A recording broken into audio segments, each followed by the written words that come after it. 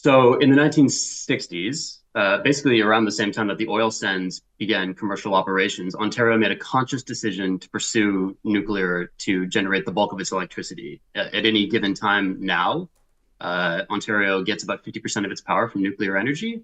And that was a conscious decision by policymakers and the private sector to actually build out this fleet over the course of decades, from the 70s to the 90s. Nuclear is expensive to build everywhere. These are massive, multi-billion-dollar mega projects. And the nuclear sector in general hasn't really had success driving those costs down over time. And in fact, nuclear is prone to cost overruns. And the second piece, if you do want to make that conscious decision to build nuclear, you really need to provide a stable policy environment.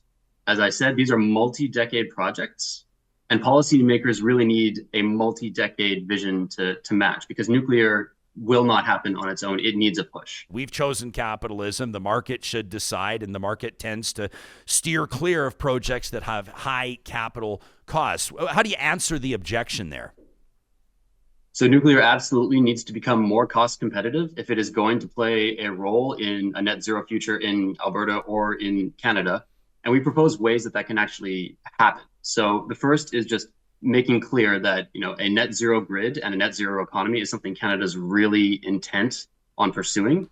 You can also offer policy supports to help the first sets of projects get over that cost hump. And this is the last piece, which is really important, is making sure that reactors become cheaper to build over time. Historically, these have been really large engineering projects, one-off projects, more like building an airport or a hospital than, say, a natural gas facility. That needs to change. The technology needs to become cheaper over time. We need to get better at building them, and we need to build a lot of them to make that happen.